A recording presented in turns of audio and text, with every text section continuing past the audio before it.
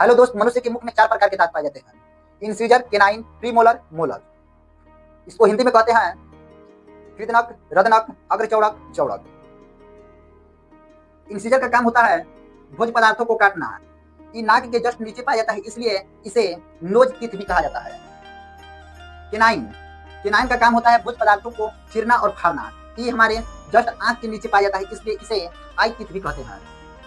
Premolar, premolar just हमारे गाल के जस्ट सामने पाया जाता है, इसलिए इसे चीक टीथ भी कहते हैं। ये होता है मोलर।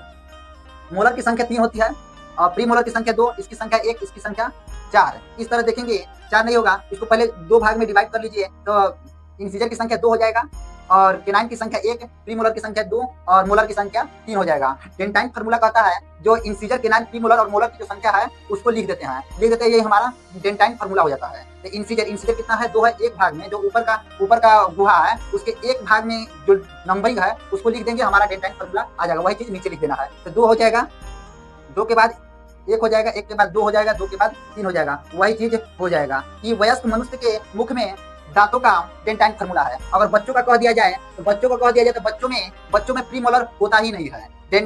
मोलर, थर्ड मोलर बच्चों में नहीं होता है, इसलिए यहाँ पर आ जाएगा, यहाँ पे इंसीजर 2 आ जाएगा, केनाइन 1 आ जाएगा, प्रीमोलर नहीं होता इसलिए 0 हो जाएगा और मोलर की संख्या 3 होती है। यही चीज नीचे लिख दीजिएगा, बच्चों के लिए डेंटाइन फार्मूला हो जाएगा। बच्चों में प्रीमोलर जो दांत होते हैं ये 12 वर्ष की अवस्था में आते हैं और जो मोलर का थर्ड दांत होता है ये लगभग 14 से 15 वर्ष की अवस्था में आते हैं।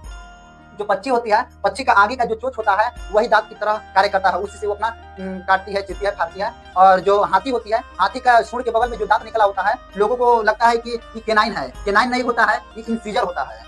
जो शाकाहारी जीव जंतु होते हैं, जो शाकाहारी जीव होते हैं उसके नीचे वाले भाग में दांत पाए जाते हैं, ऊपर वाले भाग में दांत नहीं होते हैं। जो मांसाहारी जीव होते हैं उसका केनाइन बहुत ही बड़ा होता है, बहुत ही चोख निकला होता है, चोख होता है। और यहाँ पर कहा जाए वयस्क मनुष्य में दांतों की संख्या कितनी हो जाएगी, तो इसका जो ऊपर वाला भाग है इसको डिवाइड कर दिए 2 भाग में, नीचे वाला भी इतना ही दांत रहेगा, तो उसको भी डिवाइड करेंगे तो इसको गिनने के बाद 4 का गुणा कर देंगे, हमारा निकल कर आ जाएगा वयस्क मनुष्य में कितने दांत होते हैं। तो 3 हो जाएगा, 3 2 5 हो जाएगा, 5 1 6 6 और 6 2 8। ये एक भाग का निकला, तो ये 8 हुआ। एक भाग का हमारा 1 2 और 2 को नीचे 4 भाग है, तो 8 के 32 हुआ। वयस्क मनुष्य में दांत की संख्या 32 हो जाएगा। और यहाँ पर बच्चों में कहा जाए तो 2 3 2 1 3 3 3 6 होगा। 6 में 4 का गुणा करिए, 6 चौके कितना हुआ, 6 चौके 24।